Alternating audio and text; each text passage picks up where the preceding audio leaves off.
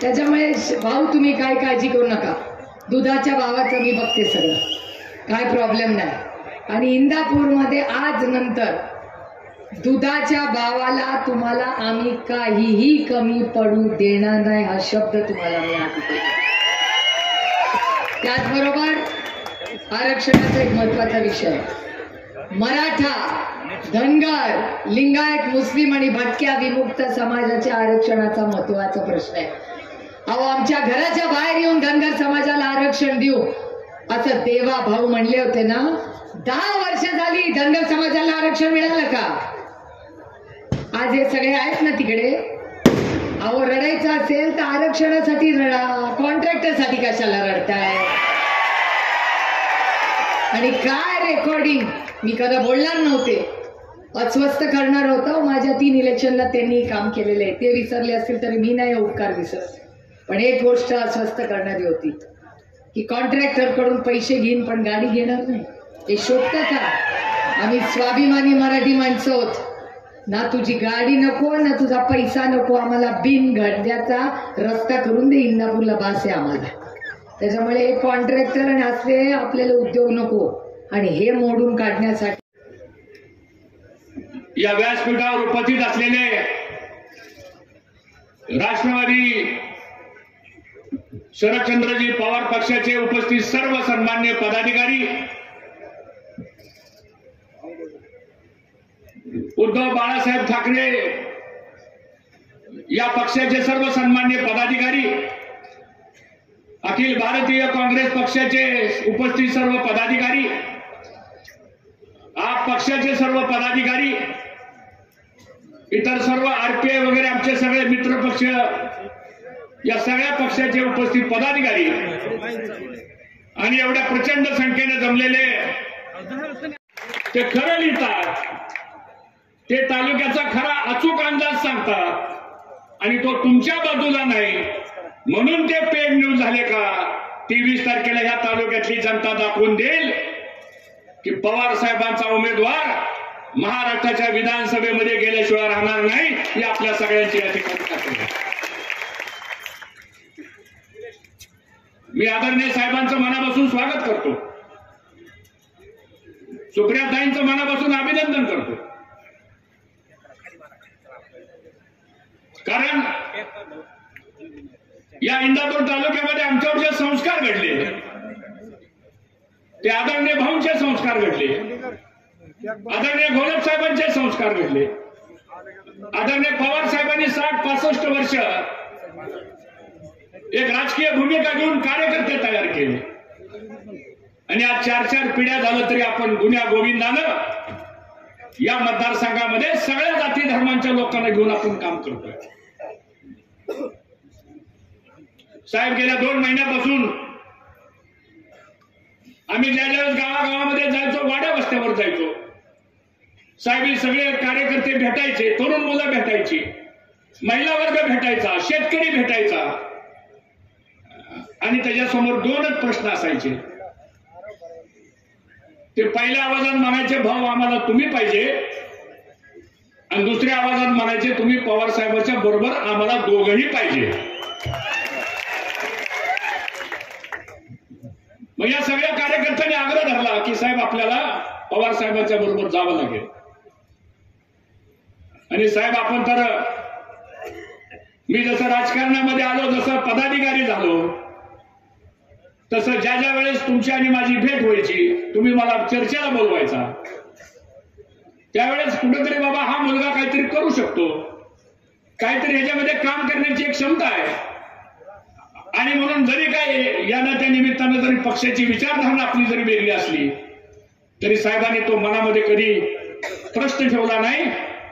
आणि मलाही साहेब म्हणले होते, ज्या दिवशी राष्ट्रवादी काँग्रेस पक्ष फुटला दुसऱ्या दिवशी माझ्या मनात आले की आपण साहेबांना फोन करावा. असा विचार करत करत बसलो, तेवढ्यात साहेबांचाच फोन मला आला. मला धडकी भरली की आता काल अशी घटना घडली ना, आपण साहेबांशी काय बोलायचं. साहेबांचा पहिला प्रश्न, हर्षवर्धन कसं आहे, बरं आहे का. आता मला म्हणायचं होतं साहेब आपलं कसं काय, आता काय करायचं असं मला विचारायचं होतं, पण धाडस झालं नाही. तिकडून साहेब म्हणले हर्षवर्धन चिंता करू नको, राहिली सुईली जरी माझ्यापासून गेली तरी मला शरद पवार म्हणतात मी मागे हटणार नाही. ती भूमिका मला डबल स्फुरण आलं. आणि म्हणून ज्या ज्या वेळेस साहेबांचा संपर्क झाला, मग ते राज्य सरकारचं काम असेल, केंद्रामधले कायदे करायचं काम असेल, वसंतदादा शुगर इन्स्टिट्यूट सारखी एक महत्वाची संस्था, 2014 साली माझा विधानसभेला पराभव झाल्यानंतर 3 महिन्यामध्ये साहेब मला म्हणले तुला त्या वसंतदादा शुगर इन्स्टिट्यूटवर मला डायरेक्टर करायचं. मला एक क्षणभर आश्चर्य वाटलं की मला कसं काय फोन आला. साखर संघामध्ये मला घेतलं, राष्ट्रीय सहकारी संघामध्ये सुद्धा त्या ठिकाणी घेतलं. आणि जे जे राज्याचे ऊस तोडणी कामगारांचे प्रश्न असतील, कामगारांचे प्रश्न असतील, साखर उद्योगाचे प्रश्न असतील, सहकारातले प्रश्न असतील, शेतकऱ्यांचे प्रश्न असतील, दुधाचे प्रश्न असतील, या सगळ्या प्रश्नामध्ये आज महाराष्ट्रामध्ये देशामध्ये एकच नेता आहे की जो तुम्हाला न्याय मिळवून देऊ शकतो, आणि त्याचं नाव म्हणजे आदरणीय पवार साहेब आहे. साहेब ही निवडणूक इंदापूर तालुक्याच्या आणि राज्याच्या दृष्टीने एक ऐतिहासिक निवडणूक आहे. ही निवडणूक या महाराष्ट्राला वाचवायचं का बुडवायचं, हे राज्य दिवाळखोरीपासून आम्हाला देशाची चिंता असायची. आणि त्याचं महत्वाचं कारण देशाचे प्रधानमंत्री नरेंद्र मोदी सत्ता हातात आल्याच्या नंतर माझं काही वेगळे विचार असायचे.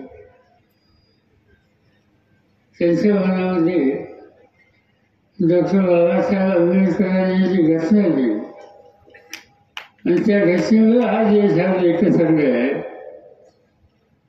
त्याच्यामध्ये काहीतरी चिरफाड करावी, काही बदलाव करावा, असा प्रकारचा विषय हा त्यांच्या मनामध्ये होता. या घटनेचं महत्व आहे.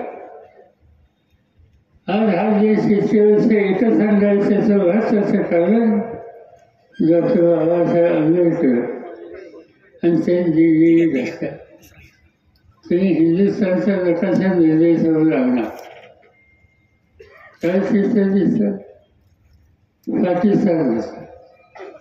त्या पाकिस्तानचे 2 तुकडे झाले, एक पाकिस्तान एक बांगलादेश. नेपाळ होता, त्या नेपाळमध्ये अनेक वेळेला संघर्ष होत असतात. खाली श्रीलंका, त्या श्रीलंकेमध्ये अनेक वेळेला संघर्ष झाले.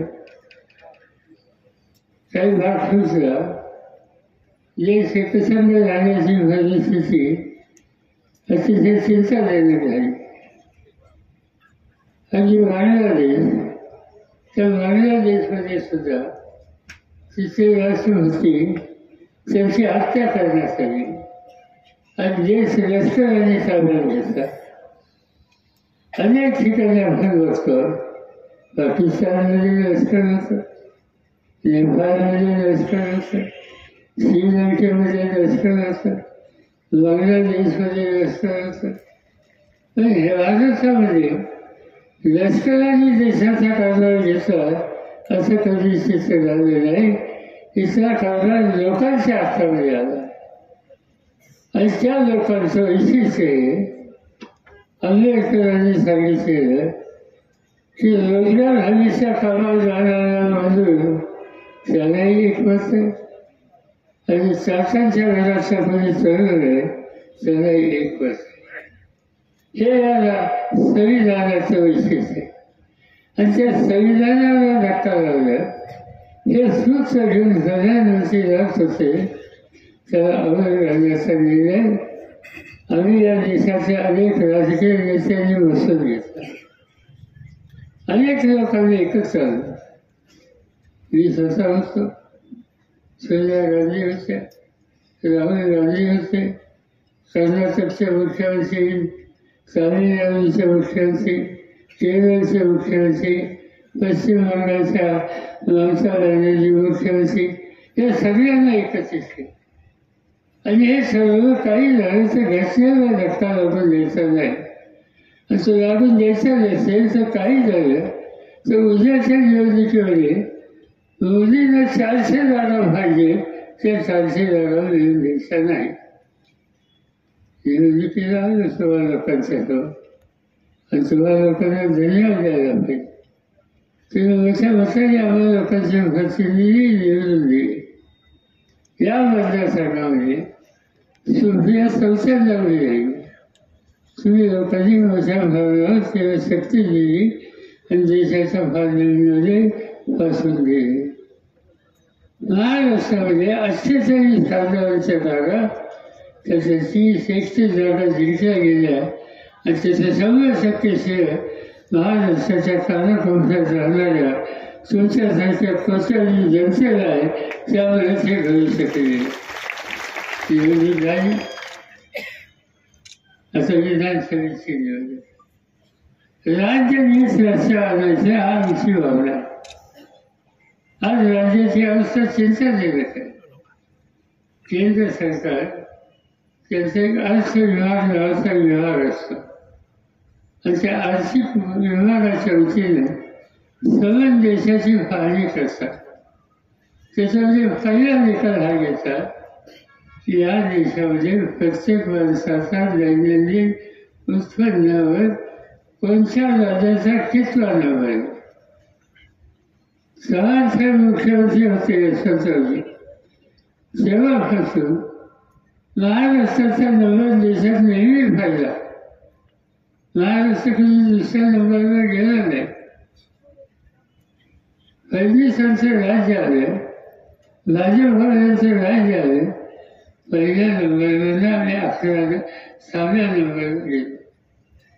आज महाराष्ट्राचा परदेशात माल जातो, देशाचा माल जातो, त्याचा 16% माल महाराष्ट्राचा जातो. पण काय चित्र दिसतंय? दिवसेंदिवस आमची निर्यात कमी झाली. या ठिकाणी आम्हाला लोकांची हातात सत्ता होती. त्यावेळेला सध्याच्या केंद्र सरकारने माहिती घेतली की आम्ही लोक सत्तेवर होतो त्यावेळेला महाराष्ट्राच्या डोक्यावर किती 1000 कोटीचं कर्ज होतं. 3,20,000 कोटीचं कर्ज महाराष्ट्राच्या 14 कोटी लोकांच्या डोक्यावर होतं. आणि गेले 2 वर्ष ही सत्ता भाजपाच्या सरकारांच्या हातात गेली. 3 लाखावरून त्यांचं राज्याचं कर्ज 8 लाख कोटी झाले. याशिवाय आणखी देणी वाढली. या सगळ्या गोष्टीचा परिणाम काय झाला? परिणाम हा झाला की उद्योगधंद्याकडे अडचणी व्हायला. एक काळ असा होता की उद्योगधंद्याच्या उदय महाराष्ट्र पहिल्या नंबरला. आजही आहे काही प्रमाणात. आणखी काही गोष्टी साध्या बघायचं. आज वर्ण बघितल्याच्या नंतर ठिकठिकाणी बंगले झाले, सिमेंट कॉन्क्रीटचे स्लॅब झालेली घरं बघायला मिळतात. कशामुळे झालं?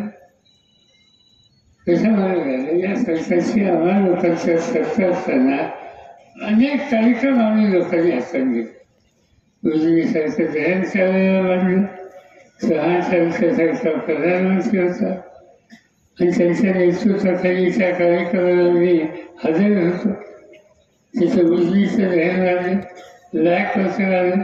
त्या लाख वर्षांनी आजूबाजूच्या लोकांची शेती सुधारली, ऊसाचं क्षेत्र वाढलं, साखर कारखाने वाढले, MIDC छोटे उद्योग आले. हे सगळे चित्र बदलायला त्याचा अभिमान आहे. आणि ते चित्र बदलण्यासाठी जे कोणी नेतृत्व देणारे लोक होते, कैलासवासी सरकार अभाव असेल त्या नंतरच्या पिढीचे हर्षवर्धन असतील, या सगळ्यांनी सरकारमध्ये काम करायची संधी मिळाल्याच्या नंतर त्याचा लाभ हा भागासाठी, मतदारसंघासाठी, लोकांच्यासाठी, शेतकऱ्यांच्यासाठी, कष्टकऱ्यांच्यासाठी कसा मिळेल याच्यामध्ये लक्ष घातलं. त्या सगळ्याच्यामुळे आज चित्र बदलले आणि हे करणाऱ्या लोकांनी या कामांमध्ये असतील. कारखाने करा, लोकांना मदत करा, हा दृष्टिकोन कायम ठेवला. त्याची जात, त्याचा धर्म, त्याचा भक्त काही बघितलं नाही. कुणी एखादं दुसरं काम करणार त्याला प्रोत्साहन. मला आठवते छत्रपती साखर कारखान्याचा प्रश्न आला, कुणाच्या हातामध्ये द्यायचं आणि निर्णय घेतला महिलांच्या हातामध्ये. जिल्हा खर्चाला असा एक काळ असा होता की साहेबराव दर्शक असो, नाईकराव दर्शक असो, माझे वडील बंधू हयात नाही, अप्पासाहेब पवार असो, हे लोक कारखान्याचे चेअरमन असे. महाराष्ट्रात सगळ्यात उत्तम चालणारा कारखाना छत्रपती होता. आमची एक चूक झाली, आम्ही हा कारखाना वेळेच्या हातात दिला आणि परिणाम काय झाला? आज मालेगावचा भाव म्हणा, सोमेश्वरचा भाव म्हणा आणि छत्रपतीचा भाव म्हणा. छत्रपतीचा भाव मालेगावच्या भावापेक्षा निदान 200 रुपये टनाला हा कमी असेल. मला अकरा नक्की माहीत आहे.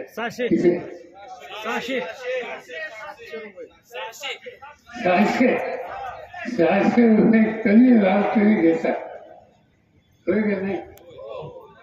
आणि तरी त्याच्या हातात ठेवायचा काय आणि नुसतं म्हणून काय होतं, तुझे निकाल घ्यावं लागेल तर घरला फासावं लागेल.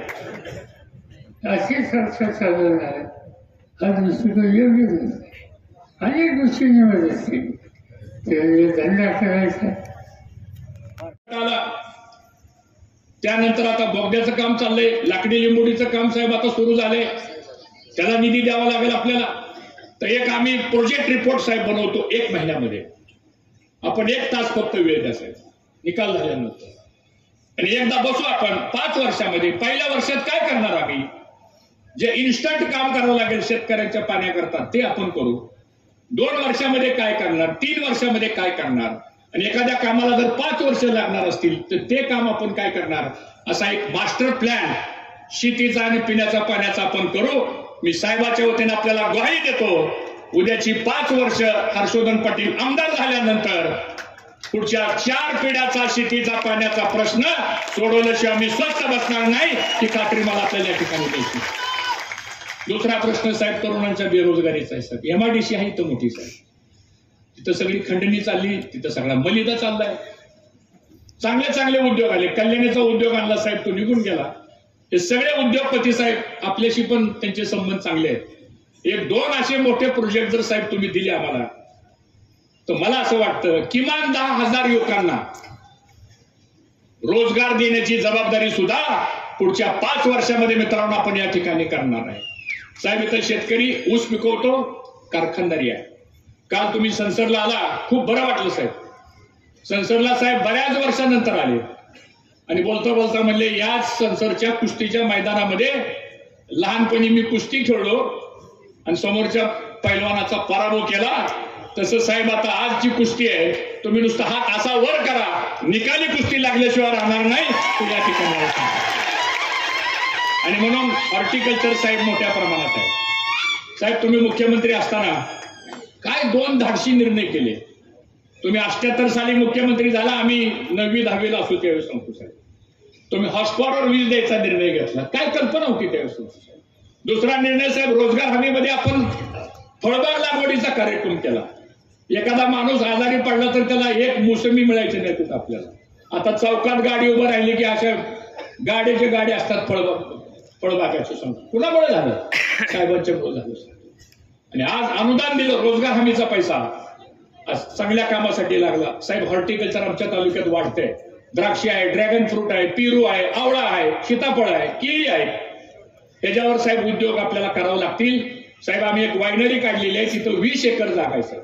2 एकरात वायनरी, 18 एकर जागा नेचर डिलीला लागून आहे, सहकारातली जागा आहे साहेब. एक प्रोजेक्ट आम्ही तयार करतोय. मग इथं आलेला आमचा फळबाग पिकवणारा जो शेतकरी आहे त्याला मदत करण्याकरता म्हणून आपण या ठिकाणी निश्चितपणानं आपण मदत करू. त्याचबरोबर शिक्षणाची व्यवस्था आहे, दुधाच्या बाबतीतले प्रश्न आहेत, उद्योगधंद्याचे प्रश्न आहेत. हे सगळं करायचं म्हटल्यानंतर आज आपल्याला आमदार आपल्या ह्या तालुक्याचा होणं गरजेचं आहे. हे संविधान अधिकार आहे ना, हा महत्वाचा आहे. आणि मला खात्री आहे की पवार साहेबांच्या रूपानं आता एवढ्या प्रचंड संख्येने आपण आलेला. मित्रांनो, विजय मिळणार आहे, पण घाळ बसू नका. रात्र वैराची आहे, आपल्याला एक एक मत महत्वाचं आहे. आणि मी खरंच साहेब मनापासून या लोकांचा आभार मानतो की गेले महिनाभर साहेब ही माणसं उपाशी तापाशी रात्र दिवस एवढे जिद्दीला लागलेले साहेब सांगतो. एवढी गर्दी इंदापूर तालुक्यामध्ये कधी मी सुद्धा माझ्या आयुष्यात कधी बघितली नाही. आणि आज एवढ्या मोठ्या संख्येनं माणूस आला, त्याचा अर्थ असा आहे की लोकांना साहेब आता बदल करायचा आहे. आणि म्हणून हे जे बॅलेट बॉक्स आहे, 4 नंबरला माझं नाव आहे. 4 नंबरच्या नावासमोर आपण बटन दाबा. आणि असं बटन दाबलं आवाज आला की 23 तारखेला आपण विजयाचा चौकार मारल्याशिवाय राहायचं नाही. एवढं काम आपण या ठिकाणी कराल. मी पुन्हा एकदा